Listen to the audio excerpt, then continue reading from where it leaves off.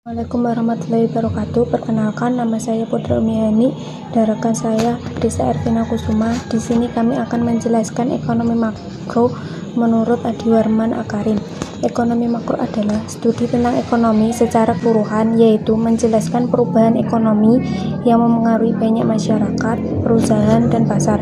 Ekonomi makro sederhana. A. Ekonomi satu pulau satu orang. Bayangkan, andai perekonomiannya hanya terdiri dari satu orang yang tinggal di satu pulau. Setiap hari ia memancing ikan untuk dimakan hari itu juga. Lalu ia berpikir, alangkah enaknya bila ia memancing secara berselang, sehari memancing, sehari libur. Oleh karena itu, ia harus memancing lebih banyak dalam satu hari untuk dapat ia simpan untuk keesokan harinya. Karena ia tidak mempunyai sumber pendapatan lain, maka jumlah output atau ikan yang didapat sama dengan jumlah pendapatannya. Karena ikan yang didapatkannya habis dimakan di hari itu juga, maka sama dengan konsumsinya. Semakin banyak ia bekerja, maka semakin banyak juga simpanan ikannya. Di sisi lain, semakin banyak ia bekerja, berarti semakin sedikit waktu istirahatnya pada hari itu. B. Ekonomi satu pulau 5 orang. Sekarang bayangkan ada satu kapal tenggelam, semua penumpang meninggal atau hilang kecuali 4 orang yang terdapat di pulau itu. Pulau tersebut sekarang ada 5 orang. Orang pertama memiliki ikan, orang kedua memiliki beras, orang ketiga memiliki sleeping bag, orang keempat memiliki pisau, dan orang kelima memiliki radio kecil. Mereka saling bertukar, tetapi tidak selamanya pertukaran itu berlangsung mulus. Bukan saja tidak mulus, bahkan juga diperlukan waktu yang cukup lama untuk mencapai kecocokan apa yang akan ditukar dengan siapa. Keadaan ini disebut double conditions needs, yaitu pertukaran hanya dapat terjadi bila ada keinginan yang cocok antara kedua belah pihak.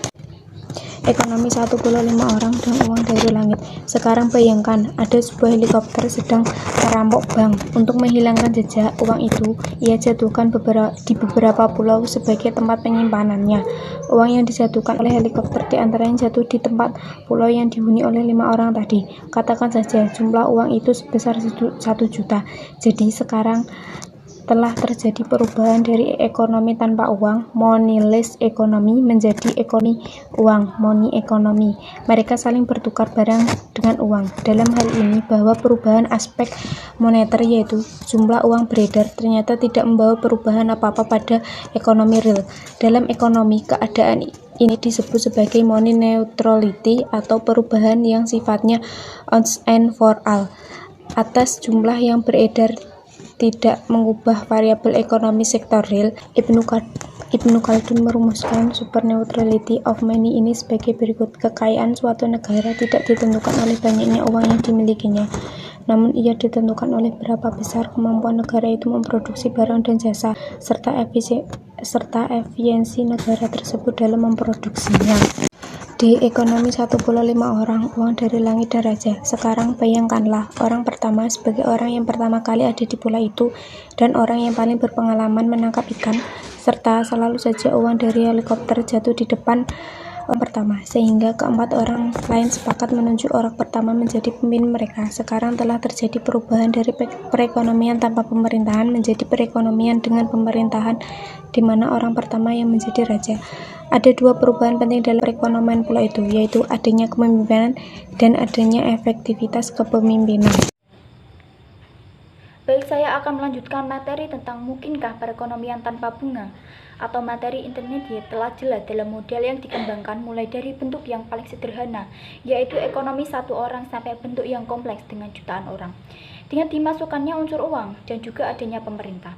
Dan ternyata kita dapat menjelaskan dalam bentuk yang paling kompleks pun bunga uang tidak perlu dan tidak penting dalam model ekonomi.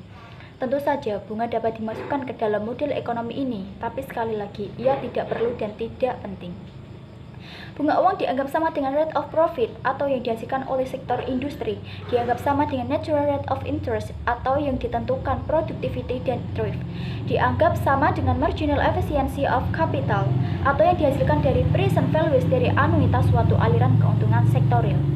Romer menjelaskan 2 model ekonomi makro yang dikembangkan oleh Ramsey Cass yang menggunakan infinite horizon model dan model yang dikembangkan oleh Diamond yang menggunakan overlapping generation model. Ramsey-Cass-Goldman model dibangun dengan adanya banyak perusahaan yang menyewa barang, modal, dan upah pekerja untuk memproduksi barang dan menjualnya. Secara singkat, model ini merupakan contoh bagaimana suatu model makroekonomis yang kompleks dibangun dengan menggunakan pendekatan mikroekonomi. Selanjutnya, mengapa ada bunga dalam perekonomian? Homer dan Sheila menjelaskan bahwa bunga uang telah dikenal jauh sebelum Masehi, yaitu sejak zaman Sumeria dan Babilonia purba tahun 3000 sebelum Masehi.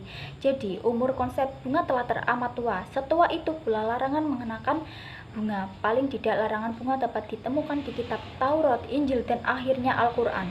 Mengambil riba dipercaya akan menimbulkan kesulitan. Titik riba dalam konteks ini adalah riba nasi'ah, yaitu meminjamkan uang persis sama dengan pemahaman usuri di masyarakat Eropa. Sedangkan masyarakat Eropa ketika terjadi interaksi dengan masyarakat Islam adalah kaum Yahudi dan Nasrani. Dalam teori ekonomi modern juga terjadi beberapa kali penyederhanaan masalah sehingga interest kehilangan makna yang sebenarnya. Ines memperkenalkan konsep marginal efficiency of capital, konsep metode menghitung present values dari anuitas. Harga penawaran suatu model barang modal ditentukan oleh fungsi produksi perusahaan yang memproduksi barang. Penyederhanaan MIC adalah tingkat bunga atau penggunaan tingkat bunga sebagai proksi atas meja telah mengaburkan makna sebenarnya. Terima kasih, begitulah resum ekonomi mikro sederhana, kurang lebihnya mohon maaf. Assalamualaikum warahmatullahi wabarakatuh.